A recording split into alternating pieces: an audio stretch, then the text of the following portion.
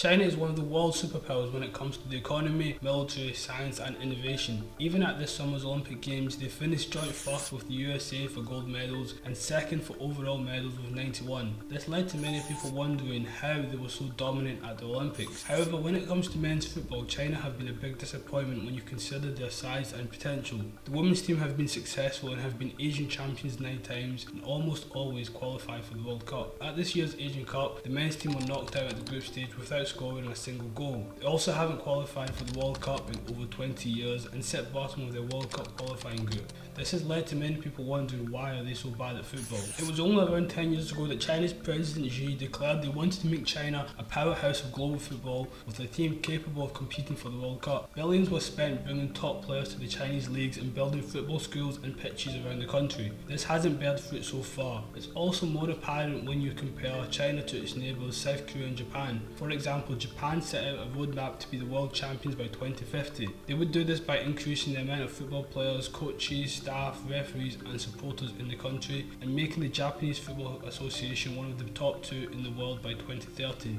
Today we can already see the amount of progress they've made. They won their group at the 2022 World Cup before only losing on penalties to Croatia in the round of 16. If we compare their starting 11 to that of 20 years ago, almost all of their players are playing in the top leagues in Europe. This shows the calibre of players they're producing and going to play in the top leagues in the world, compared to 20 years ago where almost all of their squad was made of players based in the J League. We were able to see the difference between the sides when Japan beat China 7-0 in the recent World Cup qualifiers. With a population of 1 billion people, many would expect China to be able to field a team capable of qualifying for the World Cup or challenging for the Asian Cup. In this video we'll look at why it's not that simple and why their football scheme has been such a failure so far, especially in comparison to their successful Olympic system. We will look at the rise and fall of the Chinese Super League and what changes they can make to reach their potential. As I mentioned earlier, in around 2011, President Xi outlined a plan to make China a football superpower. This plan included qualifying for World Cup, hosting a World Cup and eventually lifting the trophy to become world champions. They backed this up by pumping money into the Chinese league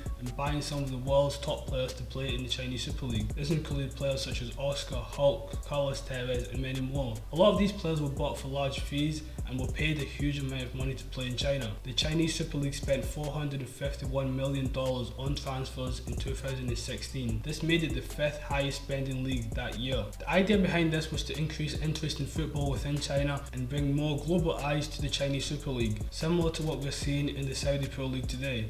They also believed that the higher caliber of foreign players in the league would in turn increase the level of the Chinese players and improve the national team. To fast track and lift the level of the national team, overseas players were naturalized and given Chinese citizenship. This included 5 Brazilian-born players as well as players who had family ties to China. None of this did much to improve the national team, and a decade later the Chinese league has struggled due to bad financial decisions and alleged corruption and match fixing. COVID-19 pandemic also led to a lot of players leaving due to the strict rules in China. Players were forced to train in venues that they couldn't leave, which led to homesickness. High-profile players like Hulk, Paulinho and Alex Teixeira left on transfers or contract termination, and Teixeira gave up his naturalization application that would eventually saw him play for the Chinese national team. These 3 players cost more than $150 million to bring into the league and they left for barely anything. The pandemic impacted Chinese businesses and firms who were sponsoring the clubs, which led to players not being paid and teams being in financial crisis. Teams couldn't generate match day revenue due to playing in empty stadiums. During this time the league had also raised taxation on overseas signings, and any club that spent more than $7 million would have to pay an equal amount to the Chinese Football Association.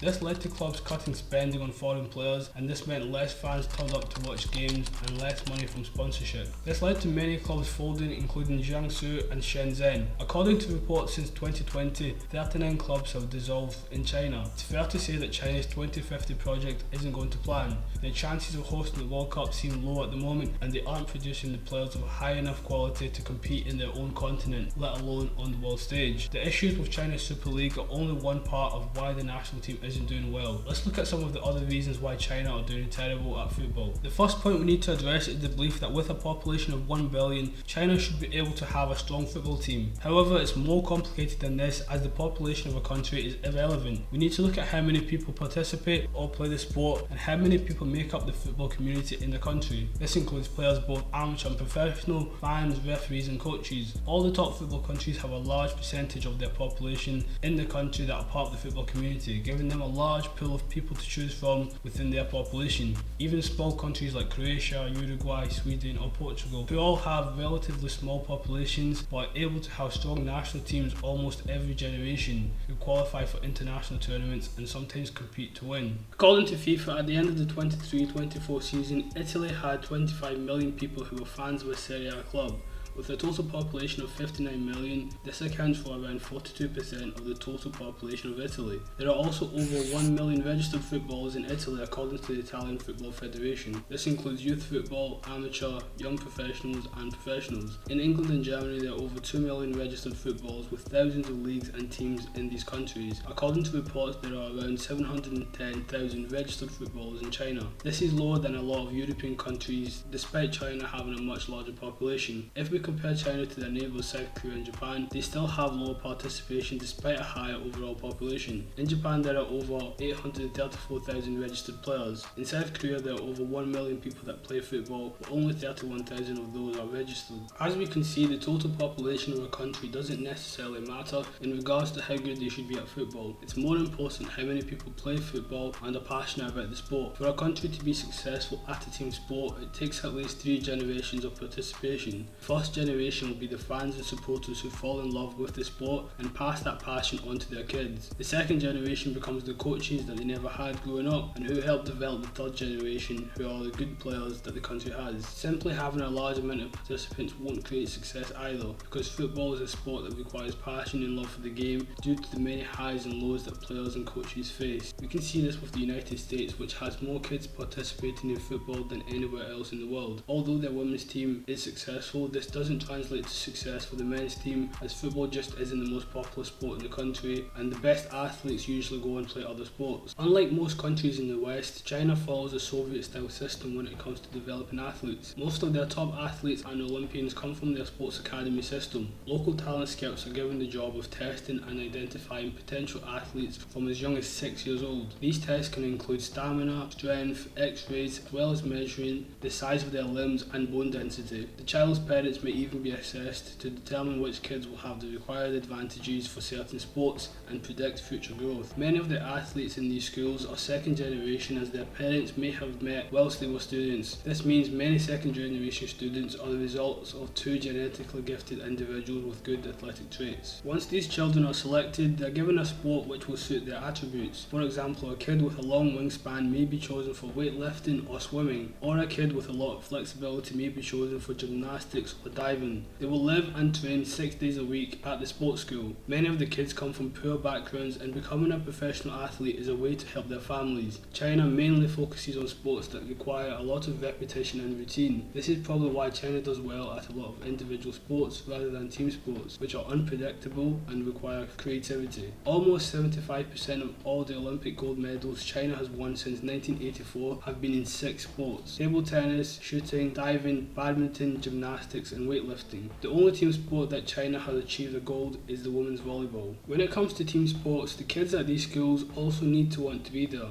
An article by a professor who taught in China states that many of the kids at these schools had no knowledge or experience of the sport they would end up studying. Football requires a lot of teamwork, good coaching, experience and decision making, as well as many other skills which can be gained by repetition. A study conducted by FIFA found that the biggest factor for a player's development is the quality of coaching that they receive. The study also found that real talent identification in players only begins at around the ages of 11 to 13. That is when coaches can really start to see which players have the technical ability, physical attributes and the passion for the game that could potentially make them a professional. By focusing on players when they're too young, you may end up missing out on many players who are late developers or didn't get the same opportunities. China also needs to focus on educating coaches so they give players the correct coaching that the players need. Another reason that has been commonly highlighted is China's education system. In China, education is placed above sport. Due to the one-child policy that used to be in place, many families only had one child, and for many parents, education was a more reliable way for their children to succeed. The passion and determination to succeed in education over sports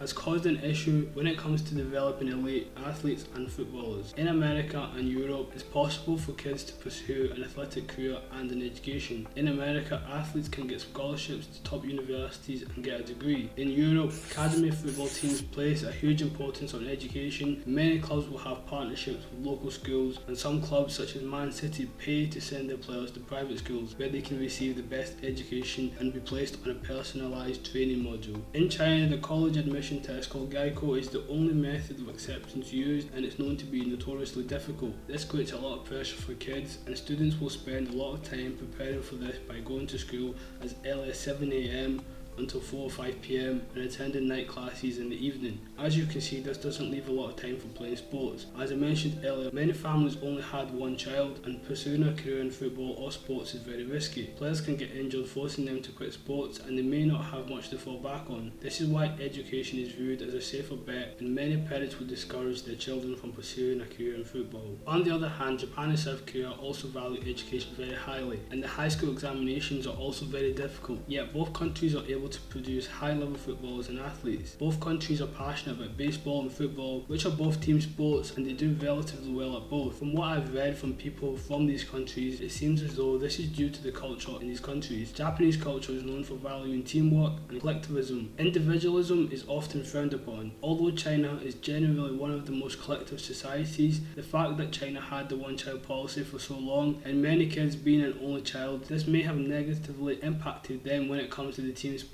I've also seen people say that kids in South Korea and Japan generally have more free time, which probably allows them to practice team sports more compared to kids in China. To conclude, there's nothing wrong with China and the way it is. It's one of the most important countries in the world and excels at some of its own sports such as table tennis, swimming, badminton and weightlifting. All countries have different sporting cultures, and no country can be good at all sports. However, as a country with so many passionate football fans, and as a fan of football myself, it seems that a country like China should be doing better than they are. I would say that to create a good national team, they'll probably need a few more generations of passionate supporters, as being good at team sports is very complex. You need a certain culture, and many kids must play the sport for fun from a young age rather than a sports program telling them to do so. This creates a large pool of players, and then the best players join the best teams where they can compete against each other and against the players in the continent of the same age. This will help create players who can compete once they reach men's football. Ultimately, creating top level footballers requires a country that is obsessed with the sport and a lot of individual sacrifice from players and their families. It seems as though this isn't possible for most people in China, and creating a successful football team isn't something that can be manufactured by the government, but has to happen organically over time. Thanks for watching, guys. These are just my thoughts, but I'm sure there's a range of reasons which I've not mentioned which could contribute to this. Feel free to let me know your thoughts on this topic in the comments, and hit like and subscribe if you enjoyed this video.